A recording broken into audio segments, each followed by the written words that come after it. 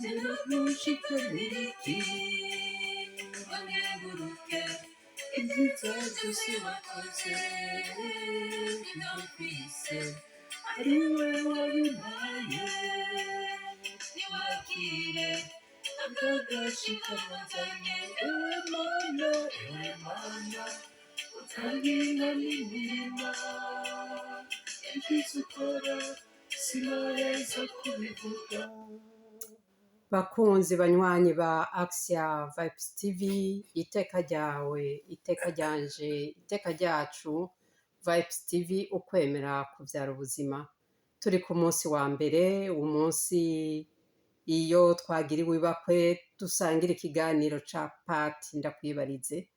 Umutumire wacu ni Patiri Ignace Nkurunziza, nkaba ndamuhaye ikaze kuri Axia Vibes TV ngo turamukirize abakunzi bacu. Bakunzi ba Axia Vibes TV, iteka ryawe, iteka ryanje, iteka ryacu, Vibes TV ukwemera kuvyara ubuzima. Abari Burundi, abari mu Rwanda, abari muri Congo, abari ku mugabane wa Afrika, abari ku mugabane w'Iburaya, abari ku mugabane wa Amerika, cyane cyane abari muri Leta Zunze Ubumwe za Amerika baherutse kugabana umukuru w'igihugu mushasha, abari ku mugabane wa Aziya, wa Oceania, abari mu mazinga, abari mu bisagara n'abari mu mitumba, mwese ndabagumbiriye mu izina rya Yezu Kristo umukama wacu. Amen, amen. Iyo ntasho ibashikire. Ego none Gapati. Tuvotorere kuko ngene mwasozereye iyi ndwi aho mwari muherereye. Ego cyane, ino ndwi twayisozereye neza cyane, tuyisozera mu kwitegurira guhimbaza umunsi w'Imana. Hari abama batubaza ati mbega karya kantu kuvuga ingene mwasozereye indwi ni kuki mukagarukako? Niko karahanga ingene umuntu aba yabayeho, ngira ukaronka n'ico uheza ugasangiza abakunzi n'abanywanyi. Ego cyane, nivyo turabigarukako kandi kubera ingene usozera nivyo bigufasha gutangura iyindi. Ivyo rero bikanatwibutsa ko ingene dusozera ubuzima niko dutangura n'ubundi tuba tugiyemwo. Urabona ko ubu turiko turasabira abacu bashengeye. Rero ni vyiza cane ku muntu ashaka kubaka iteka kumenya ingene asozera indwi, naho uba wagize ibikugora ugaheza ugatekana, ntihabura icigukuramo. Ugaheza ivyo vyose ukabishira mu minwe y'umukama, umukama agaheza akakugira mushasha, ugatangura indwi. Ariko nibazangira wewe n'indwi ntiyakugoye cane ko wari wagiriwe ibakwe yuko wari waronse umusaseredoti umuvukanyi yasozera urugendo rwiwe ngira ku munsi wa gatatu. Imana yari yakancishirijemo, yari yagufyinishije vy'ukuri. Imana yari yakancishirijemo n'ukuri. Ndaronka Patiri Desire Bireha, umwibutsamana wa Radio Maria Burundi, none ndamuramukije cane, ndamutsa n'abasaseredoti bose bo muri diocese nkuru ya Bujumbura, abasaseredoti bo muri diocese nkuru ya Gitega, abasaseredoti bose b'i Burundi no kw'isi yose. Rero ino ndwi urabivuze yari yakancishirijemwo, ku munsi wa gatatu yaraganutse ncasubira kubwo nahorako. Urasubira mu buzima busanzwe.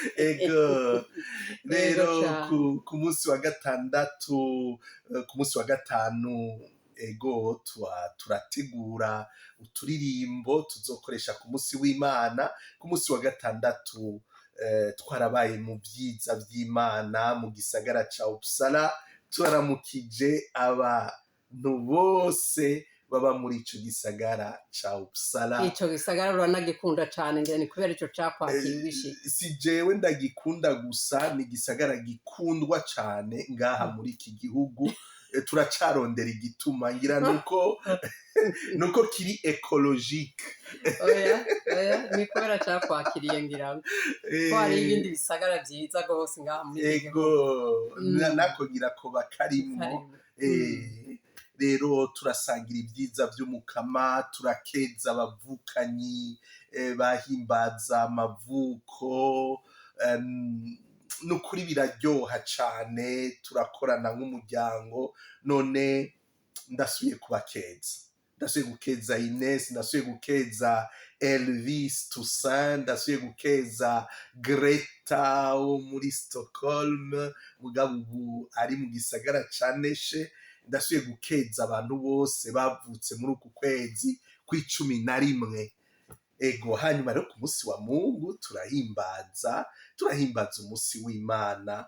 Nukuri n'urubanza ruba rudasanzwe, aho dusabira abantu bariko baratakaza akanyamuneza kukumva akanovera ku munsi w'Imana. Umunsi w'Imana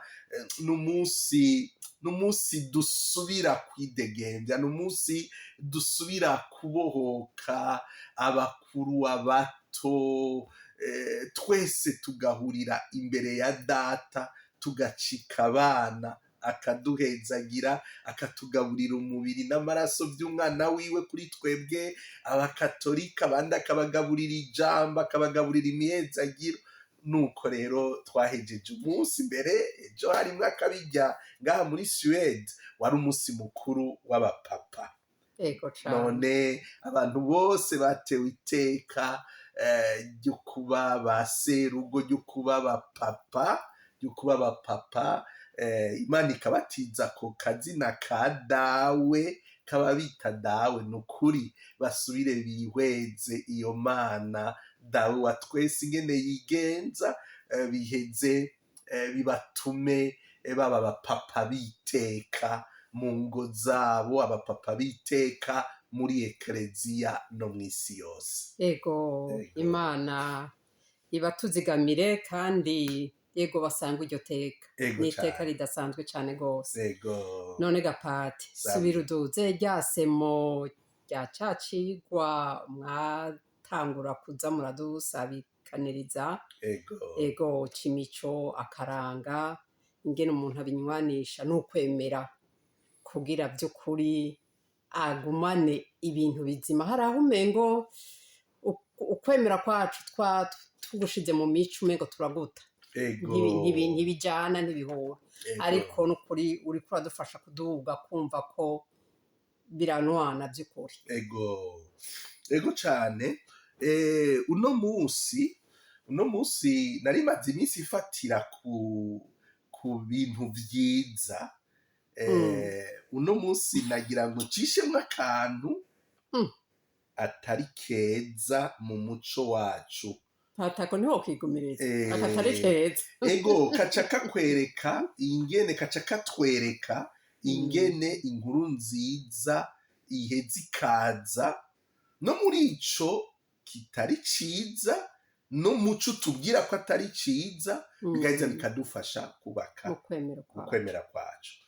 Murabona ukwemera kwacu ni ukwemera gushimikiye ku mutima, kuko Imana n'umutima. Imana n'umutima, Imana n'ubuzima. Urumva rero mu Kirundi hari ijambo ririho ryitwa igipfamutima. Igipfamutima. Nta muntu wo kwipfuriza kuba igipfamutima. Ego. Kuko ubaye igipfamutima, Imana ntironka aho imanira, kuko Imana n'umutima, igira aho imaniye. Irakenera n'agatima na gatoyi imanirako. Rero twebwe abarundi ni ukuzirikana cane ico abasokuru bariko baravuga igipfamutima baba bavuze.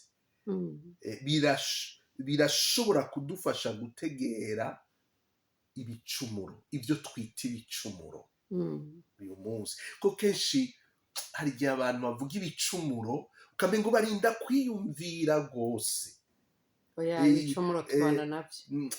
ingene katekisimu yagiye irigishwa, urabona ko mengo hari igihe umuntu arinda kwiyumvira mbere akanavuga ati je ahubwo mbona umengo nta bicumuro mfise, kuko umuntu agenda kubirondera mu bwenge. Rero Imana n'umutima yashatse gushingira muri twebwe, ni mutima w'urukundo. Numva rero nashatse uno munsi twebwe nk'abarundi aho hantu tuhazirikane cyane, ingene igihe basokuru batubwira ibijanye n'ico kiri mu kuba igipfamutima, baba basa n'abariko baratugabisha ko umuntu apfuye umutima ntaca basigaranye. Reka tunagume mu ijambo ry'Imana tuca tujako mu kanya. Niwibaze nk'umuntu ajya impfuvyi yasigiwe,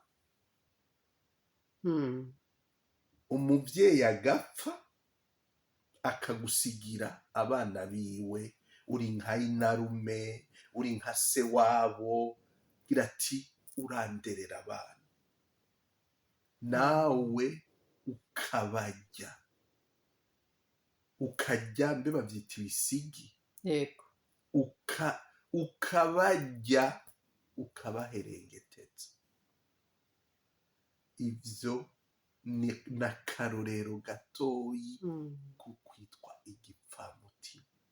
Yego, vy'ukuri umuntu ntaba yiyumviye ko nawe nyene ashobora kurengana akarererwa n'abandi.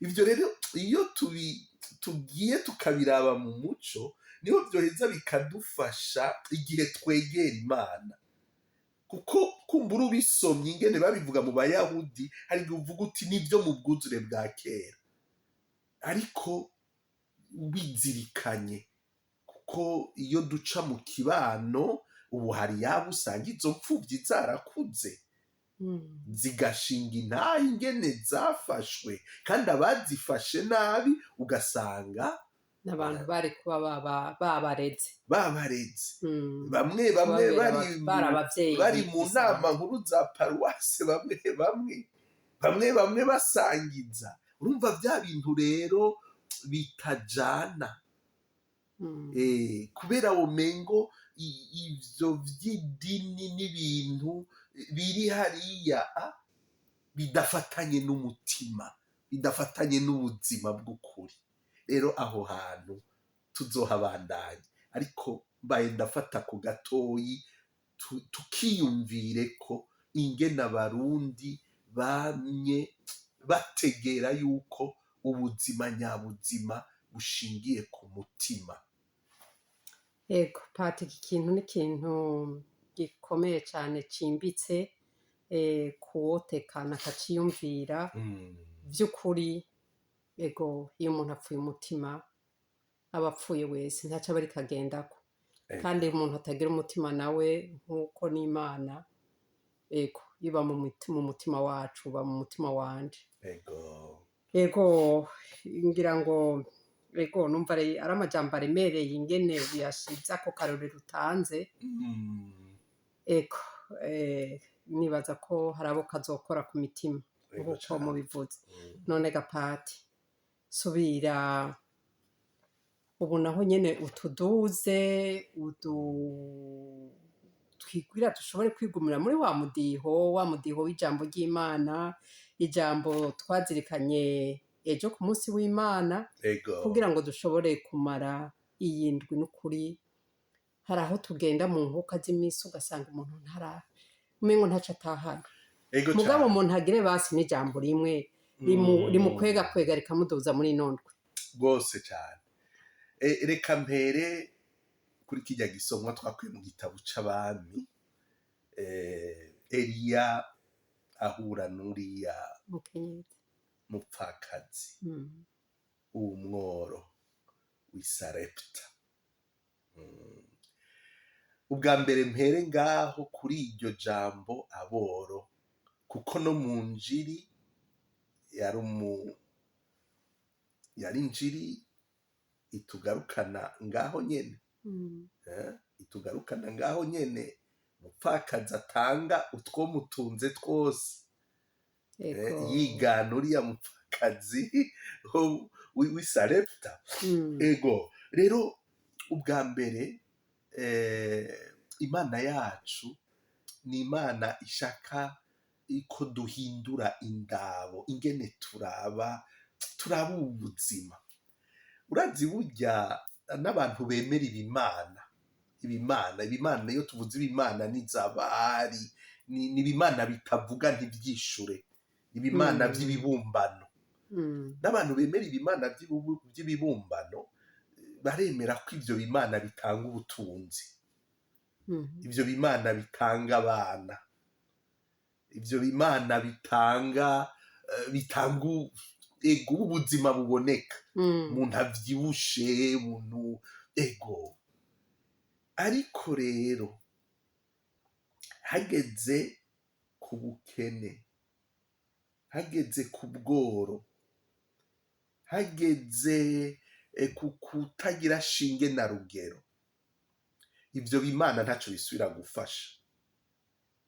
Ni waho ubona kenshi twiberaho abantu ba nyarucari tutabaha umwanya, bisigura yuko mu kwemera kwacu imana y'ukuri itarafatamwo ikibanza. Kuko imana y'ukuri, imana se umukama wacu Yezu Kristo, ariyo ya yindi yitwa imana ya Burahimu, imana ya Yakobo, imana ya Izaki, imana ya Yakobo, ni imana iheza ikarabisha ijisho ry'urukundo umupfakazi, umunyamahanga, magoyagi, imfuvyi.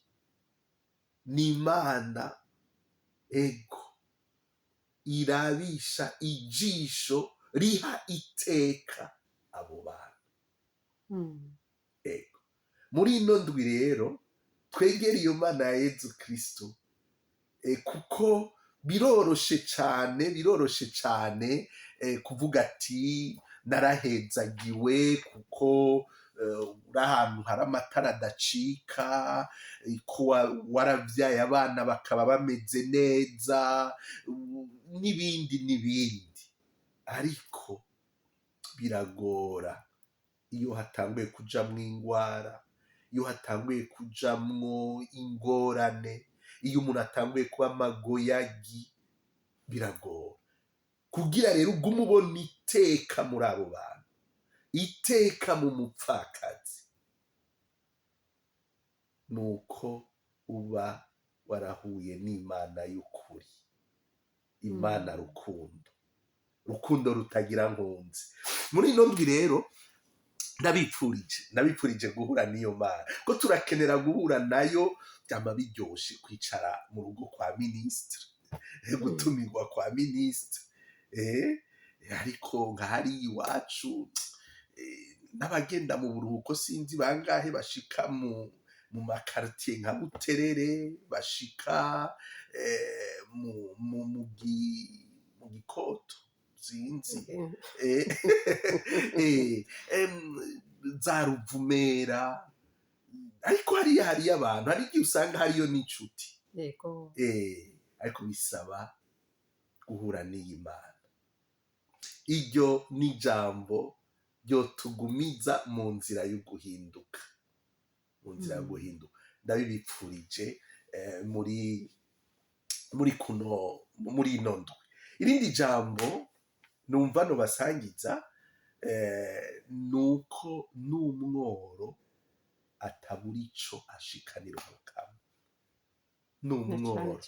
N'umworo umwe wa nyuma ntabura ico ashikanira umukama. Muri kahise k'Ekleziya nko mu kijana ca 3 i Roma, naho nabisomye, aboro batuma bazana ry'amazi tuvanga n'umuvinyu mu nkoka y'imisa, bakagenda bakayavoma.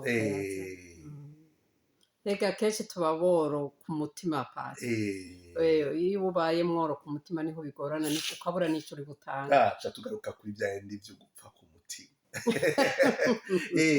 Rano n'abavyeyi ba Yezu ntibari batunze rwose, utwo bahereje utunuma tubiri umengo n'udukunge sinibuka. Urumva kuko abatunze bari bafise ibindi bahereza. Urumva rero muri ino ndwi ntihagire umuntu avuga ati jewe narakenye ntaco mfise nshikanira Imana. Ego iryo jambo turizirikane. Hanyuma rero bavyita kwitara ubworo. Yego kwitara ubworo. Ntihagire umuntu yihamagarira kubukene. Jewe ntaco mfise. Ndakenye ubibunzeko. Hari igihe uwo ntavuze ashobora kukugirira akantu.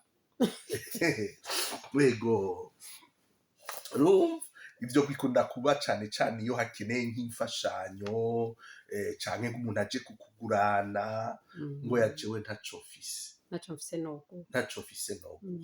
Nitwitara ubukene ntiburyoha. Ico noherezako nuko ubwami bw'Imana nta kiguzi bugira. Nitworonka ico tugura ubwami bw'Imana. Umupapa yitwa Grégoire le Grand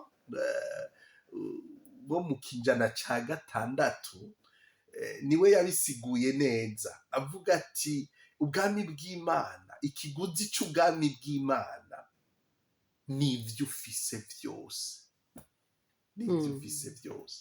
Nurabe kwa Zaki, umwe twita Zakayo mu njiri kwa Luka umenga ikigabane c'19. Ubwami bw'Imana kuri we bwabaye iki?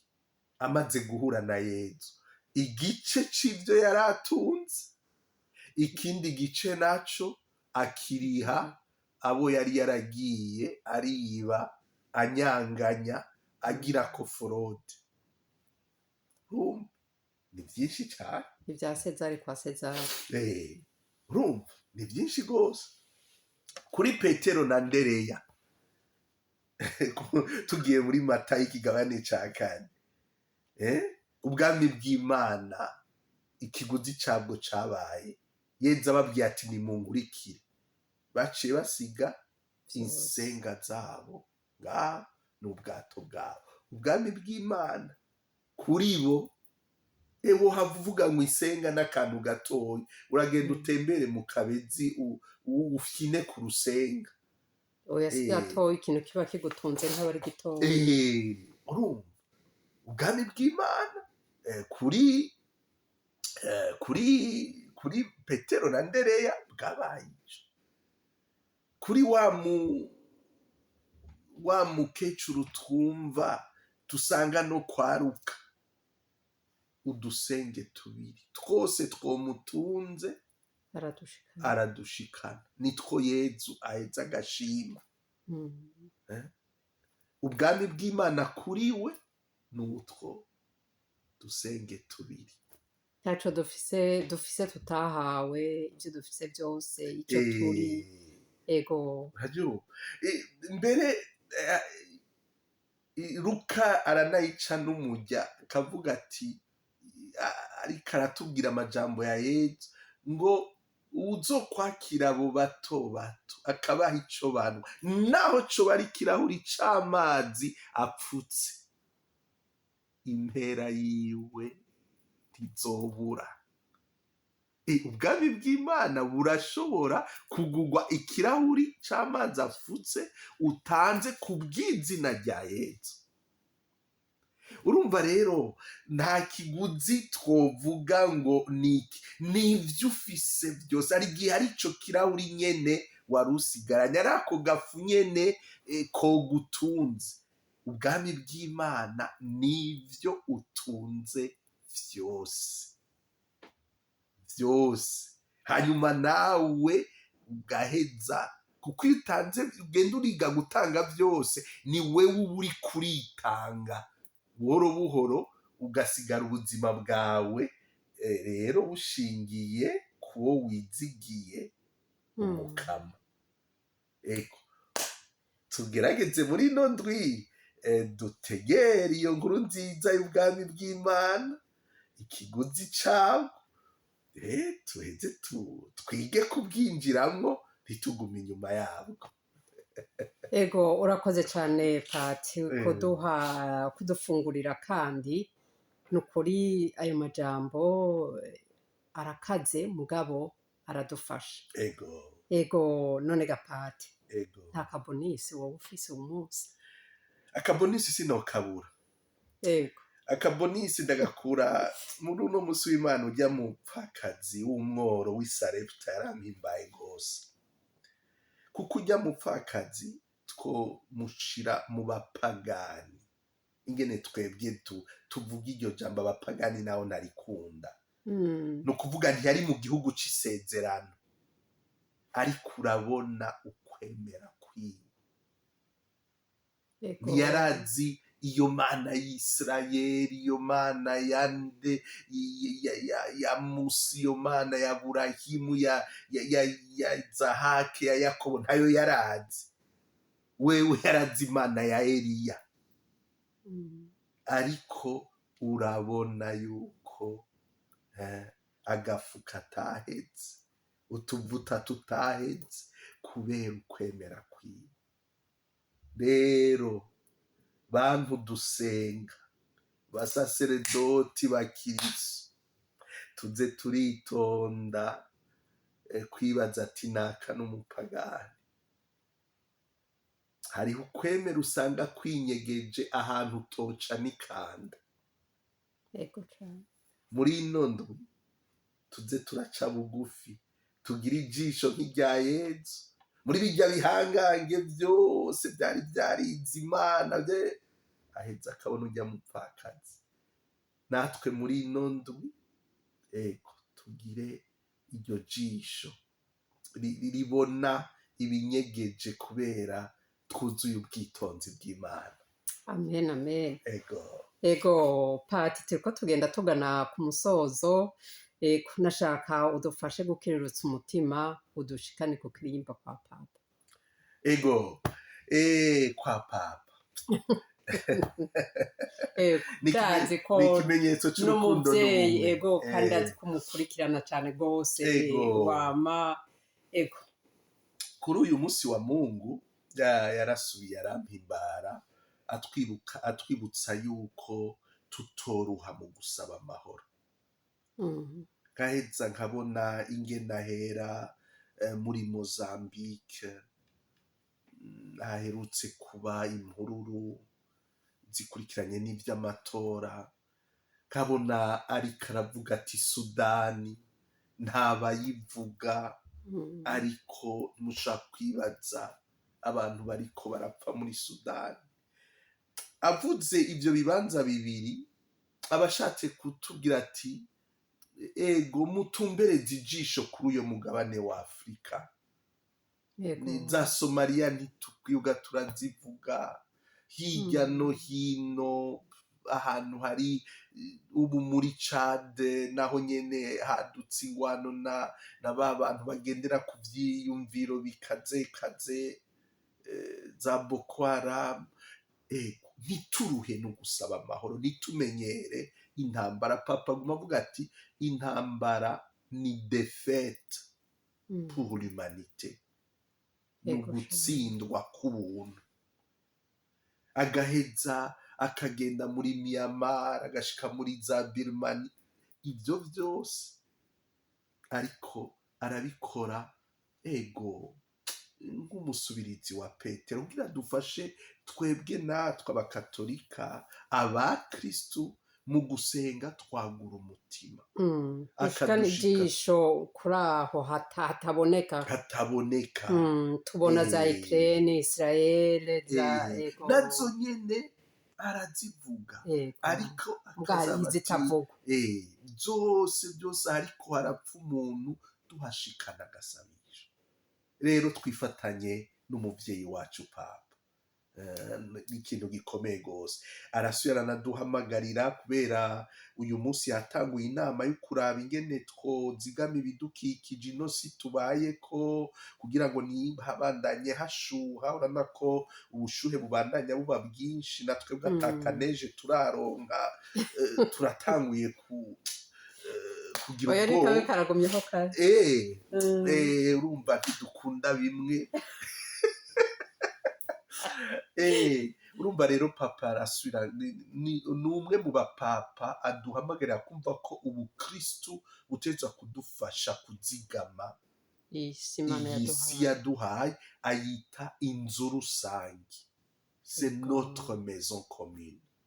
Ego bitugira ko ingaruka kombi twese. kuko niho yaca baza abantu ati ubu muribuka gusabira abantu bo muri Espagne, aho twana dutoyi abanyokuru baherutse guhitanwa n'imyuzurira, haheruka muri Chad. None ibyo byose bidufashe kumva ko uburyo bwo kuba mu bukristu muri iki gihe butegerezwa gushikira no muri izo mpande, womengo ntibijanye n'ubukristu.